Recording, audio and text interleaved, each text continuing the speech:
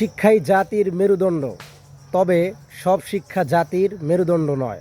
যে শিক্ষা দ্বারা আল্লাহ তাআলাকে চেনা যায় না, যে শিক্ষা দ্বারা নবী রাসূলগণকে চেনা যায় না, যে শিক্ষা দ্বারা কোরআন চেনা যায় না, যে শিক্ষা দ্বারা আল্লাহ তাআলার বিধান সম্পর্কে জানা যায় না, যে শিক্ষা দ্বারা পিতামাতার খেদমত চেনা যায় না, যে শিক্ষা দ্বারা পিতামাতাকে চেনা যায় না, এমন শিক্ষাকে শিক্ষার মেরুদণ্ড বলা যায় না।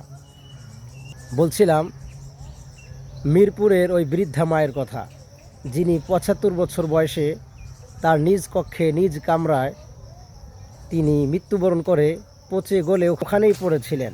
কেউ দেখার মতো কেউ ছিল না, কেউ দেখার জন্য কেউ যায়নি, কেউ খোঁজখবরও নেয়নি।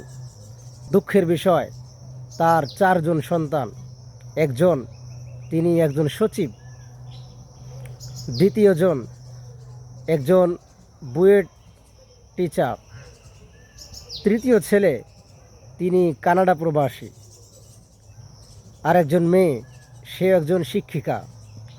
অথচ এই বৃদ্ধা মায়ের খোঁজখবর পর্যন্ত নেয়নি।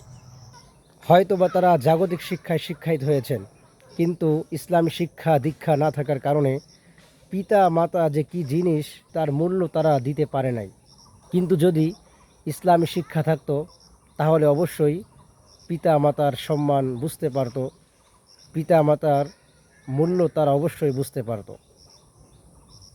যদি বিশ্বাস না হয় তাহলে বাংলাদেশের যত বৃদ্ধাশ্রম আছে ওখানে যান, গিয়ে দেখুন বৃদ্ধাশ্রমে এমন কোনো মানুষ পাবেন না, বৃদ্ধাশ্রমে গিয়ে এমন কোনো বৃদ্ধ বাবা বৃদ্ধা মাকে পাবেন না যারা হাফেজে কোরআন বা আলেমদের পিতামাতা। এরকম ব্যক্তিদেরকে বৃদ্ধাশ্রমে পাওয়া খুবই দুষ্কর। কেননা একজন হাফেজ, একজন আলেম ইসলামী শিক্ষায় শিক্ষায়িত হওয়ার কারণে তারা তাদের পিতামাতাকে মাথার মুকুট মনে করেন এবং তারা তাদেরকে যথাযথ সম্মান দেওয়ার চেষ্টা করেন।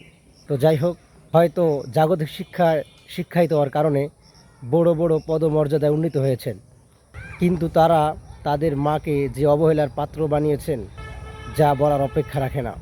যাই হোক, আমি মনে করি এরকম কুসন্তানদের বিচার হওয়া উচিত।